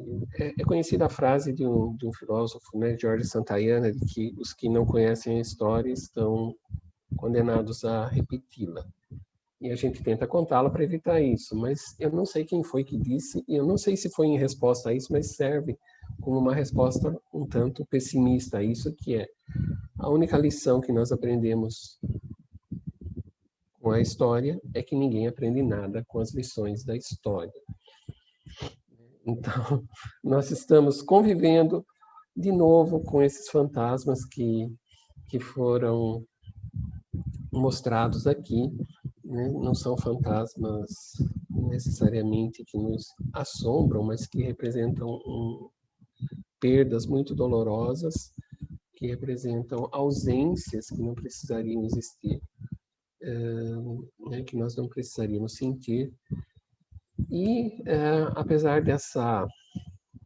desse certo ceticismo, acho que a função de escrever e resgatar é fazer o que é possível para que isso não torne a acontecer, esperando que aquele sujeito que diz que a gente não aprende nada com as lições da história esteja errado, e que a gente aprenda alguma coisa, pelo menos para algumas gerações. Então, acho que, de toda forma, o fato de a gente estar mantendo viva, quer dizer, que esses autores que foram tratados aqui façam todo o possível para manter viva a memória, e uma memória acusatória, eu acho que é uma memória que leva a uma acusação de grandes erros que foram cometidos, de grandes escolhas erradas que foram feitas, e a nossa função aqui como professores, pesquisadores, futuros professores que nós temos aqui, continuamos também mantendo vivo isso e fazendo tudo o que é possível para que isso não torne a acontecer. Nós temos ainda um pouco mais de meia hora, então fica aberto aqui para quem quiser se manifestar com algum comentário, fazer perguntas aos expositores, né, fica aberto aqui a possibilidade. Bom, se não tem ninguém inscrito, Mário, eu vou fazer um comentário geral, não é exatamente pergunta para as exposições, cumprimentar toda a mesa, coletivamente, pelas várias exposições que trabalharam com temas, com autores diversos, mas, evidentemente, há um fundo aqui comum e de interesse, né, que eu acho que se poderia realmente situar nessa questão do silêncio e dos fantasmas vivos que teimam em assombrar, né, o nosso presente, de alguma maneira advertindo não só para a memória necessária, mas para a ação de reparação. Claro que reparação não vai repor a vida concreta, física, né? Nem mesmo corpos muitas vezes serão possíveis, não é, Carol? Porque, em relação ao Paiva, uma das versões que circulou mais recentemente, você deve saber melhor, é de que o seu cadáver teria sido jogado no mar. Foi uma técnica usada larguissimamente a partir da Escola Mecânica da Marinha, em Buenos Aires, né, que levou ao desaparecimento de milhares de cidadãos e cidadãs argentinos nos anos mais violentos da ditadura militar naquele país. Bem, eu vou passar rapidamente, no caso da Sueli, achei muito interessante, né, o Haroldo Maranhão é um autor importantíssimo, e fiquei curioso, viu, Sueli, apenas para saber, achei muito importante, e te parabenizo por trazer essa obra, esse autor, talvez aqui nos rincões do Sudeste estaria um tanto quanto esquecido, mas ele tem uma importância enorme, não só no Pará, mas em toda a questão da literatura brasileira, e aí também nessa questão do combate ao esquecimento, vamos dizer, estrutural. Só perguntar para você, mas eu acho que talvez isso possa depois deixar para o final, né, nas falas, que tipo de relação você tem com o Pará, se você é paraense, se você viveu no Pará, se você conhece paraense, porque não é tão comum esse tema surgir assim em projetos aqui no Sudeste. Mas isso apenas para valorizar e para reforçar os meus cumprimentos à sua escolha. No caso do Felício, muito interessante, o William Fuchs. Felício, além da dissimetria entre passado e presente, eu me dei conta, né, ao ler esse romance tão estranho, por um lado, né, trata essa figura do próprio autor, que ele é um argentino brasileiro, um brasileiro argentino, né, essa ambiguidade e essa dissimetria que eu diria entre a própria Argentina e Brasil, no que diz respeito, por um lado, à intensidade, profundidade e extensão das repressões, né, dos desaparecimentos e da política de violência instituída pelos Estados, né. Sem dúvida alguma, a Argentina superou em muito, né, os índices que nós tivemos aqui nessa região do Cone Sul. Não estamos falando do resto da América Latina. Mas, por outro lado, também na questão da punição, na questão do julgamento, na questão do esclarecimento da verdade, a Argentina foi sempre muito mais fundo do que o Brasil, né? Eu lembro do Ernesto Sábato, um escritor importantíssimo, né, que, aliás, ganhou o título de doutor honoris causa da Unicamp e que trabalhou coordenando a Comissão da Verdade lá na Argentina e chegou a um índice absolutamente impressionante, né? Se calcula por 30 mil mortos e desaparecidos, e dos quais pelo menos 10 mil foram identificados, né? Então, são realmente índices da ordem do genocídio, né, num país que tinha, naquela época, menos de 30 milhões de habitantes. Bem, queria saber se você vê algum elo entre a resistência e um outro romance que me agrada muito, do William Fuchs, mais recente, que é a Ocupação. Se é possível estabelecer, que tipo de elo você estabelece, né? No caso, então, da Carol, cujo trabalho eu já tive felicidade de conhecer, no momento da sua qualificação depois da defesa da sua dissertação, eu vou fazer aqui uma lembrança de uma pessoa da família que não apareceu no seu relato, que você certamente terá tido referência, que é a irmã do Marcelo. O Marcelo chegou a ser aluno do nosso programa, né?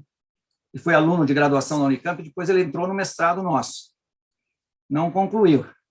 E queria fazer um relato justamente sobre os anos lá do Vale do Ribeira, e não encontrou orientação, né, no nosso programa, infelizmente. Mas eu quero falar da Vera. Vera Paiva, Veroca, que eu lembro apenas, nunca tive maior contato pessoal com ela. Ela é uma psicóloga hoje, acho que trabalha no Instituto de Psicologia da USP, né? Mas ela foi uma das maiores lideranças do movimento estudantil na USP, naqueles anos de chumbo, né? Isso era unânime. Mesmo nas tendências que disputavam, tendências adversárias que disputavam com a chamada refazendo, né, a liderança do movimento estudantil, achavam ela inigualável como oradora, como militante, como ativista, além de uma beleza pessoal, como figura humana e figura feminina, assim, notáveis, né? Talvez ela tenha buscado nessa via da militância, né, a força e a energia para representar, né, a falta e a ausência e o desaparecimento do pai, né? Diferente do seu irmão mais jovem, que vai depois, então, buscar na literatura essa, se não resposta, pelo menos essa via de contraponto, né? E no caso da Ana Júlia, sem dúvida, né, as vozes femininas, que aliás serão um tema específico de uma outra mesa, acho que é a mesa 5, né, a mesa que vai encerrar nosso colóquio amanhã, devem ser colocadas na ordem do dia. Eu lembraria, né, Ana Júlia, que ao lado dessa relativa ausência, até mesmo marginalização, vamos dizer assim, do gênero, né, nós temos outros tantos esquecimentos. Sejam dos povos, dos negros, evidentemente, da população negra, seja das populações indígenas, por exemplo. Nós aqui estamos falando de relatos, de personagens e de livros, e seja na ficção, seja no testemunho, ou mesmo nessa fronteira híbrida, tem nomes, né? Mesmo a Marta, lá da Resistência, tem um nome, né? Resta um nome. E o que dizer dos pelo menos 2.000 índios Vaiviri-Atroari que foram dizimados, né? Aí, num claro processo de genocídio, não é? Ali por volta de 72 até 76, pelo regime militar, com ampla censura, não é? A Força Aérea Brasileira usou napalm, simplesmente porque eles se colocavam no caminho da rodovia Manaus-Boa Vista e eles não estavam dispostos a serem deslocados, a sair de suas terras, a sair de seus marcos intemporais, né? Enfim, no caso da classe operária, eu que estive vinculado a grupos políticos que sempre, vamos dizer, naquele momento, enfatizavam muito a presença da classe operária, não posso deixar de lembrar, né, da morte, ainda em 1971, de Olavo Hansen, operário, cidade de São Paulo, né, e depois, na sequência do jornalista tão famoso, né, da TV Cultura, com toda a razão, tivemos Manuel Fiel Filho. Manuel Fiel Filho foi preso, torturado e exterminado poucos meses depois, né, na mesma UBAN, sob comando do então Major Ustra, né? E pouco se fala, né, infelizmente, não houve nenhum relato de memória ou de testemunho que, de alguma maneira, pelo menos, deixasse marcas mais sensíveis. Para não falar de Santo Dias, operário metalúrgico, morto no confronto com a polícia militar, já ali nos idos de 78, na cidade de São Paulo. Estou falando todos eles na cidade de São Paulo. Que dirá de lugares mais do interior, de lugares mais afastados, para não falar também dos movimentos camponeses, evidentemente, da zona rural e assim por diante. Então, nós temos que, para cada nome, para cada figura, para cada personagem que a gente consegue resgatar, isso tem um valor inestimável, tem um valor inestimável. Tantas outras vozes, tantos outros fantasmas, né? Às vezes um, dois, às vezes dezenas, às vezes centenas, às vezes milhares, permanecem sem nome, permanecem nesse vão do esquecimento e da não memória. E o Brasil é isso. O Brasil anistiou os perpetradores, né? Por isso que é muito difícil o processo agora contra os militares que participaram ativamente da morte do ex-deputado Rubens Paiva, né?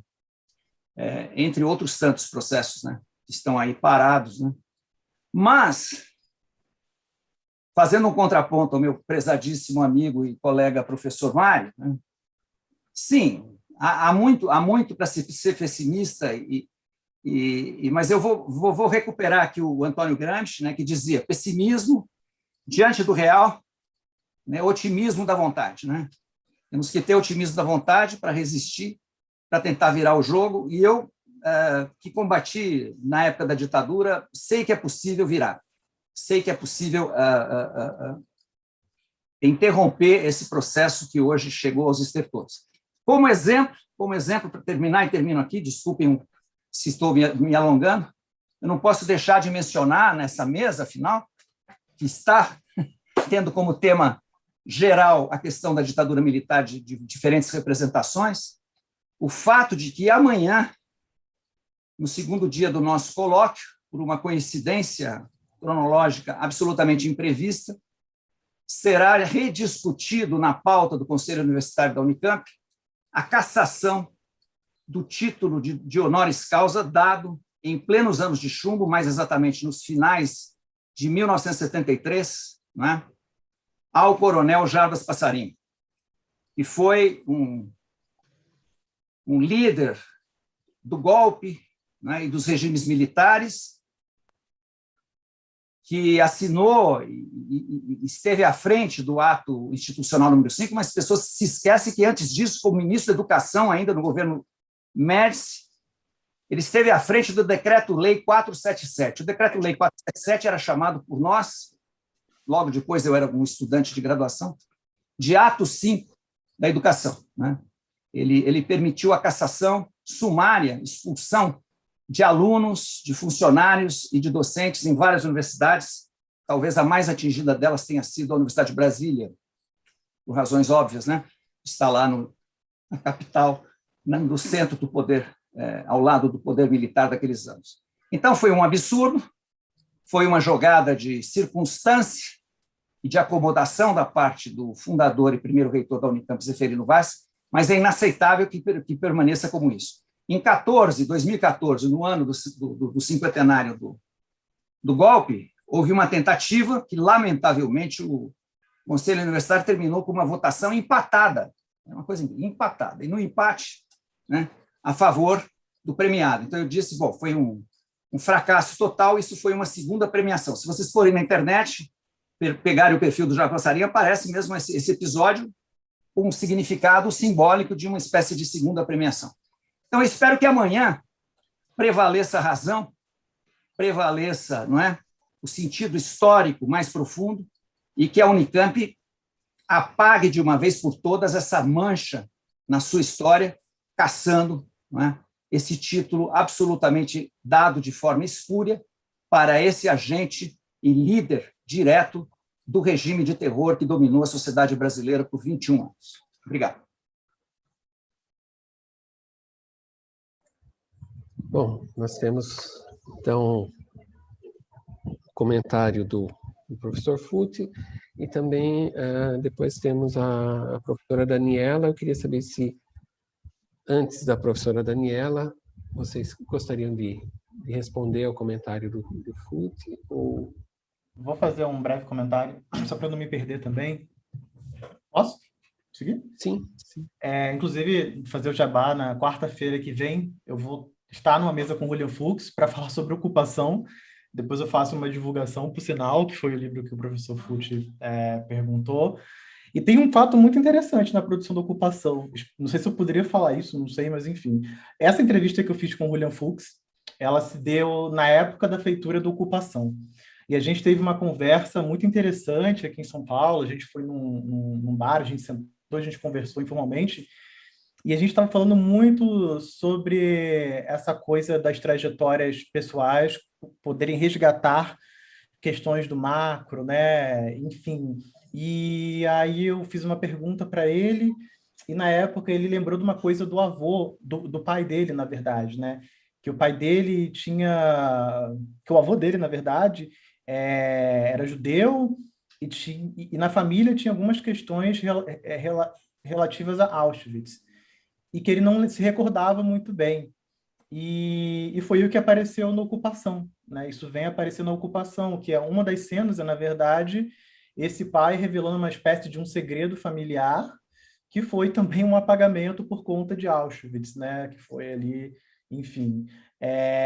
Então, esse livro, A Ocupação, ele não só faz relação com a resistência, mas como ele também abre portas para diálogo com outras obras, que é o que eu tenho tentado fazer um pouco na minha tese, como o Diário da Queda do Michel Laube, por exemplo, né? Ali tem a coisa do fantasma, mas é muito mais relacionado a Auschwitz, mas também se integra um pouco com o Brasil, né? Que é um narrador que está em Porto Alegre, então é sempre geracional, é um pouco mais distante, né?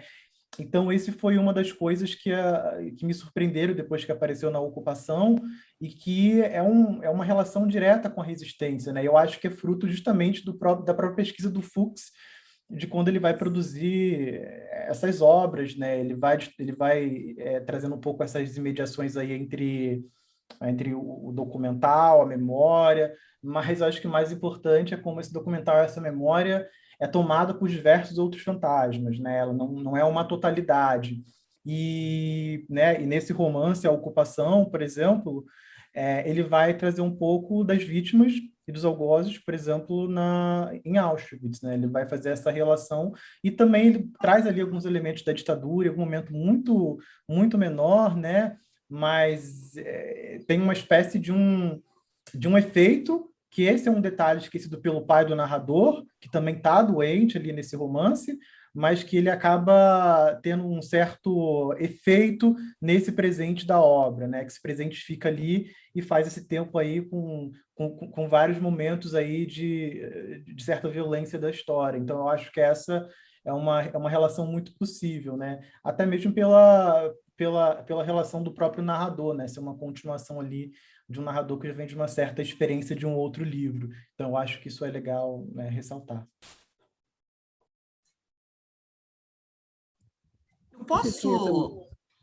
Eu não sei se eu poderia fazer essa pergunta, né? Professor Fucci, me perdoe, mas eu perdi a conexão temporariamente e retornei depois. Me parece que o senhor fez uma pergunta, né? Sobre como eu tive contato com a obra de Benedito, de Haroldo Maranhão, né? Eu estudei na Universidade Federal do Pará, fiz graduação na USP, e depois eu passei 4 anos lá, fiz uma pós-graduação, né? E visitei alguns arquivos e tive contato com pesquisadores também da área, né? Inclusive Maria de Fátima do Nascimento, que foi doutoranda da Unicamp, né? E é professora da Universidade Federal do Pará. E quando eu comecei a ter contato com a obra do Haroldo, me impressionou muito, assim, existe sei lá, um ímpeto, assim, vanguardista na obra dele, né? Assim, logo numa primeira leitura eu vi muita influência do cinema novo, né? Nas tomadas, né? Nos cortes, né? Dele, e é um autor que, de fato, me fascina bastante. Mas eu não sei se o senhor gostou da minha apresentação. Não. Era nessa linha, eu queria mais pistas dessa relação sua com o Pará, que é um estado que eu estimo muito também. Ah, sim.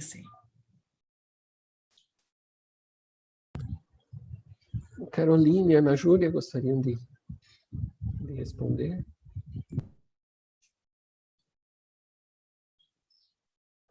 Na verdade, eu queria agradecer a recordação do Fucci com relação à Vera. Inclusive, durante o final da década de 70, se eu não estou equivocada, ela fez uma produção, né, acadêmica, investigou os casos de tortura. Então, eu acredito que a sua maneira, né, toda essa família tentou, né, elaborar o desaparecimento do pai. Então, eu me recordo que em alguns arquivos, né, que eu tive acesso, inclusive ela foi fichada por conta da divulgação dessa pesquisa acadêmica, que acabou, então, até havendo ali uma tentativa de censura, né, por conta da aproximação dela com a Anistia Internacional para divulgar esses casos de tortura no Brasil. Mas, sem dúvidas, né, até a atualidade, continua essa militância que também se estendeu, no caso, para os filhos dela, né? O Chico Paiva foi candidato a vereador, por exemplo, no ano passado, então, essa aproximação, inclusive política, né, por parte da família, continua. Mas obrigada pelas considerações, Fute. Bom, eu gostaria de agradecer também. Claro que quando a gente começa a pesquisar a fundo, cada vez você acha mais coisa e chega um momento que o trabalho não dá conta, né, de trazer todas as questões das causas operárias, das mulheres das causas operárias, da questão indígena, mas de qualquer forma, assim, eu concordo, existem muitas ausências ainda que eu não sei se a gente vai conseguir trazer à tona, né. Eu fiz um trabalho parecido com isso no ano passado, quando eu me graduei em História, e eu sinto que só 2 anos pensando nisso, eu já não consigo dar conta da quantidade de coisa que tem, da quantidade de pessoas que tem. Mas o caminho é longo aí pela frente, mas a gente vai seguindo, né? Bom, tem um aspecto interessante, né? Entre os autores, né? Que tanto a Carol Pérez quanto o Felício Dias, né? Eles pesquisam autores, tanto o Marcelo Rubens Paiva quanto o Julian Fuchs, né? Que nos faz pensar numa questão interessante, né? E que remete a Paul Ricoeur, em Memória, História e Literatura, né? É aquela questão, né? A memória é primordialmente individual ou coletiva, né? E isso é muito presente, essas aporias são muito presentes, né? Nesses dois autores, né? Que nos faz pensar como seria essa simbiose, né? Da memória individual e coletiva. Mas é apenas uma questão para se pensar, mas que me veio à cabeça, assim. Bom, eu estou olhando aqui, a gente não tem perguntas no chat ao vivo do YouTube, mas tinha a Daniela, que gostaria de falar também. Boa tarde, pessoal. Eu queria parabenizar todos, né? Acho que foram apresentações muito densas, né? Em que ficou muito... Uma apresentação ressoava na outra e ia ressoando na outra, né? Foi se adensando ainda mais ao longo da mesa, né? Eu queria sugerir aqui, né? Acho que Felício e Sueli, se a gente não tiver um tempo, rapidamente, né, começaram a fazer isso, né, que é um pouco situar essa comunicação no que eles estão fazendo, né, no doutorado, né, os outros autores que estão sendo estudados, né, dentro dessa perspectiva enfim, essa linha fantasmática que está sendo construída pelo Felício, né, e esse diálogo com os arquivos, né, que está sendo essa proposta de estabelecimento de um diálogo da ficção de contos com os arquivos que está sendo proposta pela Sueli, tá? E com a Ana Júlia, né, eu acho que é bem interessante, né, como o Fute falou, né, tem uma série de vozes, né, e de presenças silenciadas, apagadas, né, não só das mulheres, dos camponeses, dos indígenas, né, da militância negra, né, mas, de qualquer forma, acho que assim, é muito interessante nesse resgate das vozes femininas, né, que a gente consegue acompanhar aqui, né, a partir dessas últimas ondas do feminismo, né, que tem, a partir da qual, né, dessa última onda, surgiram essas publicações que a Ana Júlia está trabalhando, né, como ela introduz, né, fissuras, né, nesse corpus, né, que foi construído até os anos 2000, né, que a gente lembra imediatamente do militante jovem, homem, né? Quando pensa na imagem do guerrilheiro, vem, né? Enfim, figuras como do Gabeira, do Serquis, do Dirceu e de tantos outros, né? Que pertencem ali a uma mesma a classe, gêneros, e, enfim, muito próximos, né? Então, não sei se eu acho que é interessante, né, propor essa fissura, mostrar como, né, na história e no arquivo que está sendo construído, a gente não pode mais falar de uma coisa monolítica, né? Enfim, e quando o Fut lembrou da Veroca, né, eu fiquei me perguntando, será que é mais uma voz feminina que, enfim, a gente tende a esquecer, né?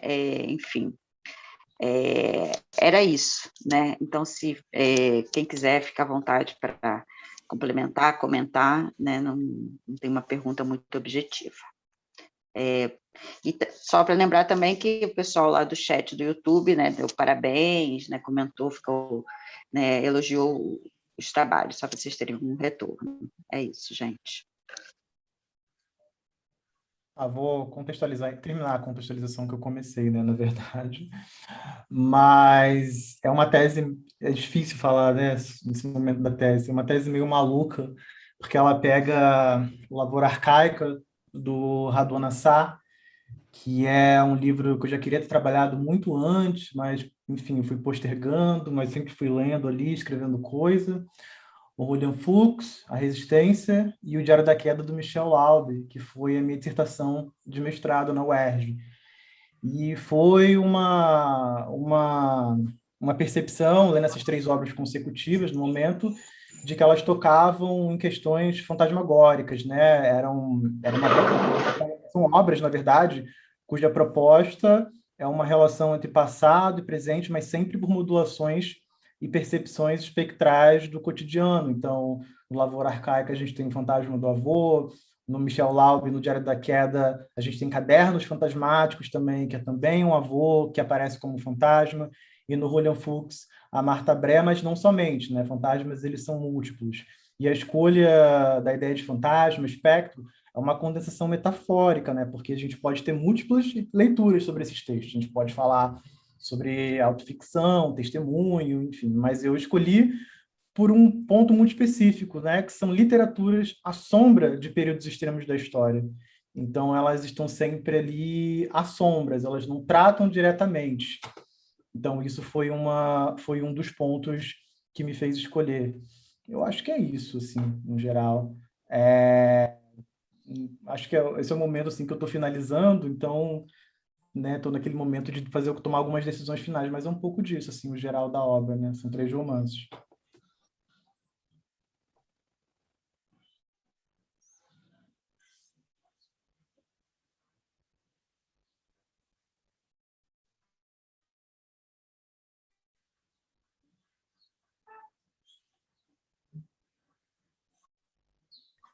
Liga, desliga. Ninguém tem mais nada? Se não tiver, nós encerramos até um pouco antes do horário e voltamos às 17 horas, então, com a mesa 3. E eu agradeço, então. Só relembrar, porque não é automático, não é nem intuitivo, que para a mesa 3 é um outro link, é um outro acesso. Boa lembrança, eu não tinha lembrado disso. Boa lembrança, muito obrigado. E eu agradeço, então, aos 4 expositores que trouxeram aqui uma discussão das mais interessantes, das mais importantes e também, infelizmente, das mais dolorosas. E a todo mundo que assistiu aqui, né? Nós estamos com 22 pessoas no YouTube, fora as pessoas que estão aqui presentes. Então, fazemos um intervalo aqui e voltamos às 17 horas com a mesa 3. Então. Muito obrigado. Obrigado, gente. Boa tarde. Até já. Boa tarde. Obrigada, pessoal. Parabéns a todos.